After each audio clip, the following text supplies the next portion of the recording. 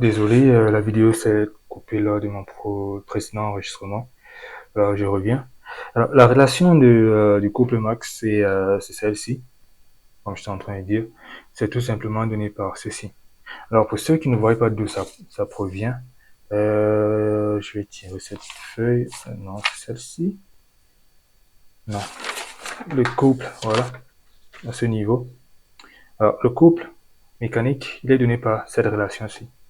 Alors, ce qu'on va faire, c'est qu'on on va prendre cette relation et on va prendre cette relation, on va insérer le courant qui est donné par cette relation-ci. Okay. On va prendre cette relation, on va mettre là à l'intérieur. Mais ce qu'il ne faut pas oublier, c'est que VTH lui-même, il est donné par ceci. Ça, il ne faut pas l'oublier. Alors, lorsqu'on va faire cela, lorsqu'on va prendre tout ceci et on va insérer tout cela, ce qu'on va constater, c'est que on aura une relation qui dépend d'un certain nombre de valeurs. Alors, on veut trouver la dépendance du couple max par rapport au glissement.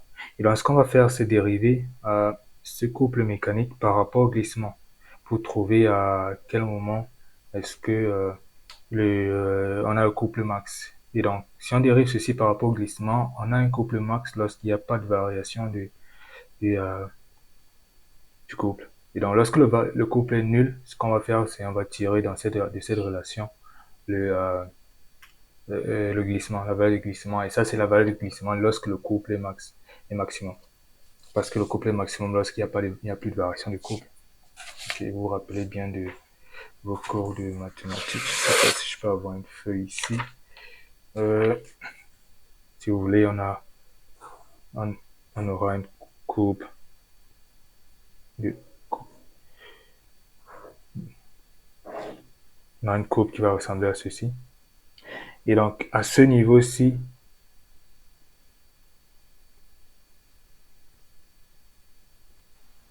il est nul. Le couple est nul. Et donc, lorsque le couple est nul, ce qu'on peut faire, c'est-à-dire lorsqu'on a dérivé ceci,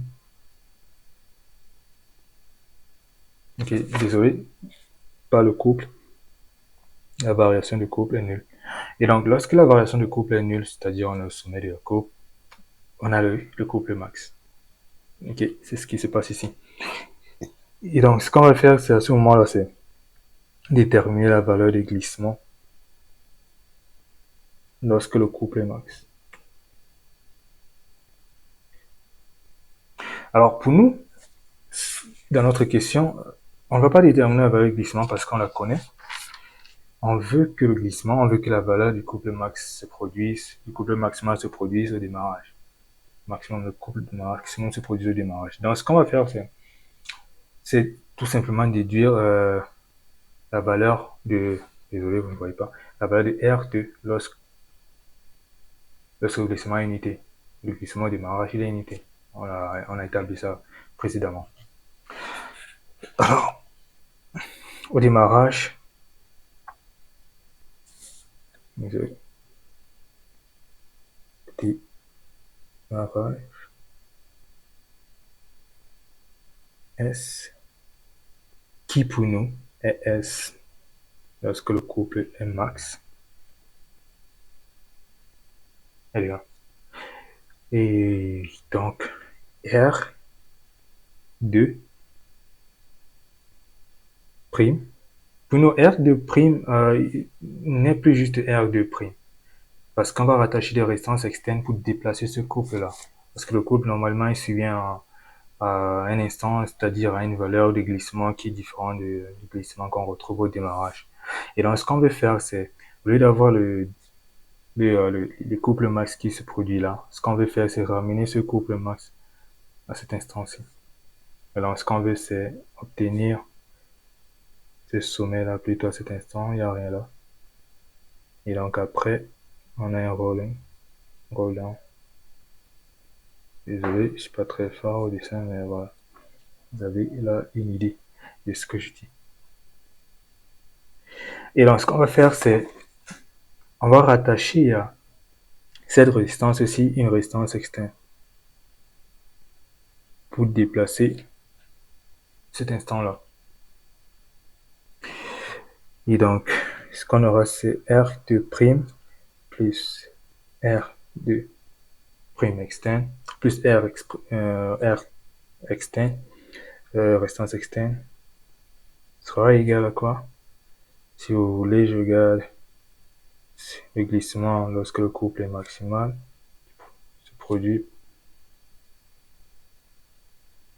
R T1 carré et la somme la somme des réactances. La somme des réactances.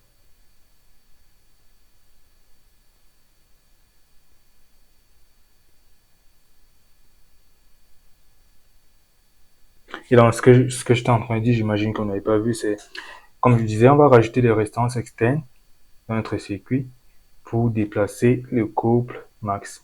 Le moment où le couple survient, le couple maximum survient, et l'enlevé qui survient au démarrage, il faut se faire ce qu'on rattache des restances externes. Et donc, j'ai rajouté à la restance de la bobine du rotor des restances externes.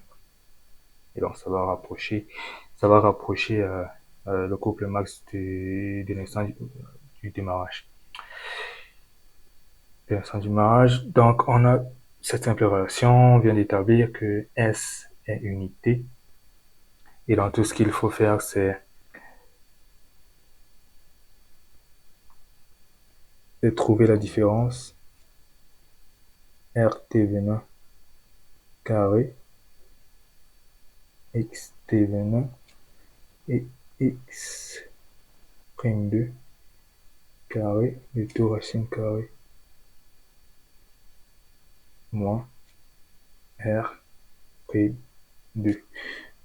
Alors, RT20, on l'avait établi, c'était 0, si je m'appelle 334 carré, je vérifie.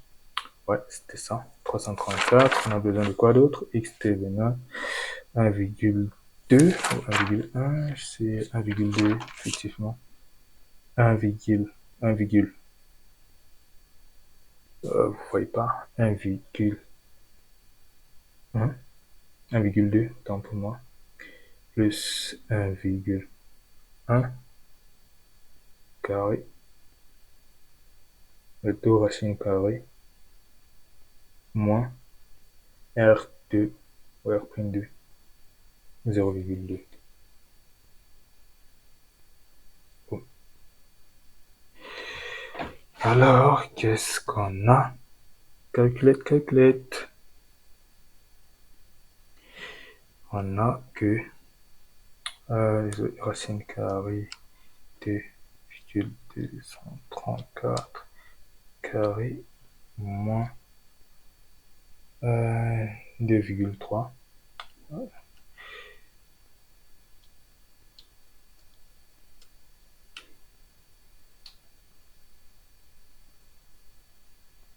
Je vérifie. Oh putain. Je vérifie. Parenthèse, une première ouverte, seconde ouverte, puis refermée, et la première fermée. Oh, comment? Qu'est-ce que je fais? Qu'est-ce que je fais? Racine carrée de... Oh, je fais la différence. Racine carrée de 234 carré plus jusqu'en plus 1,1 carré, voilà, car moins 0,2. Ok, super. Et donc avec ceci, on obtient une résistance externe de 2, ce que vous voyez. On va obtenir, on a besoin que le couple survienne au démarrage, on aura besoin d'y rattacher, raccorder des résistances de 2, d'environ 2,112. 112 ohms. Voilà. Et donc, qu'est-ce qu'on obtient? Première question, on obtient un moteur avec 4 pôles. C'est ouf. Ouais. On obtient un moteur avec 4 pôles. C'est un moteur qui sera capable de développer au démarrage 38, qui sera capable de développer un couple de 38,302 newtons chaque mètre. Et si on rattache de restance externe de 2,112 ohms, il va développer son couple max lors du démarrage. Et le couple max, évidemment, est différent de ce couple-là. Ce couple, c'est ce qu'on a au démarrage. Mais avec ces restances externes, on obtient un nouveau couple max. On obtient un nouveau couple au démarrage, autant pour moi. Le couple max, ça va, du couple max n'a pas changé, c'est juste le moment, le moment à laquelle, euh, auquel le couple survient. Voilà. Merci. Et donc ça, c'est le second exercice. On va produire une troisième vidéo pour le troisième exercice, qui est en réalité le second exercice pour vous. C'est l'exercice numéro 11. Donc voilà, merci. S'il y a des questions, n'hésitez pas à revenir vers moi. Bye.